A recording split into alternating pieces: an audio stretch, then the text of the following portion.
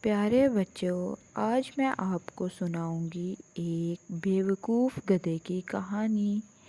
ایک دن ایک گدھا رستے میں چلا جا رہا تھا کہ اسے ایک کپڑے کا تھیلا نظر آیا۔ اس نے جب یہ تھیلا کھولا تو حیران رہ گیا کہ اس میں شیر کی کھال رکھی ہوئی تھی۔ گدھا بہت خوش ہوا اور اس نے شیر کی کھال اوڑھ لی۔ شیر کا منہ بھی اس کے ساتھ تھا۔ آہا، یہ تو بہت اچھی بات ہے۔ اب میں شیر بن گیا ہوں۔ اب میں ان سب کو مزہ چکھاؤں گا جو میرا مذاق اڑاتے تھے۔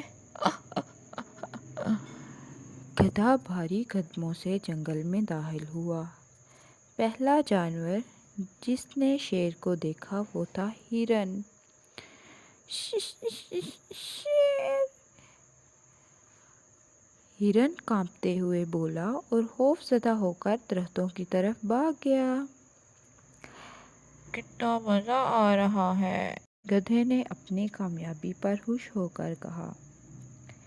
جلد ہی پورے جنگل میں ہلچل مچ گئی کہ جنگل میں شیر آیا ہے۔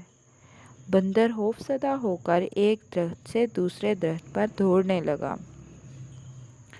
خرگوش اپنے بلوں میں جا کر چھپنے لگا۔ کتنا مزہ کی بات ہے۔ اب مجھے انہیں شیر کی طرح دھاڑ کر دینا چاہیے۔ گدھے نے اپنی آواز میں دہاڑا، لیکن شیر کی دہاڑ کی بجائے ایک الگ ہی آواز نکلی۔ ڈچک ڈچک ڈچک۔ سب جانوروں نے یہ آواز سنی اور باہر آ کر انہیں گدھے کی اصلیت جاننے میں دیر نہ لگی۔ یہ دراصل ہے گدھا جو شیر کی کھال میں آیا ہے۔ سب جانوروں نے آ کر گدھے کی وہ درگت بنائی کہ مت پوچھیں۔ اس کا حال ہوا اور اس کے بعد گدھے نے توبہ کر لی کہ وہ اب جنگل کے جانوروں کو تنگ نہیں کرے گا۔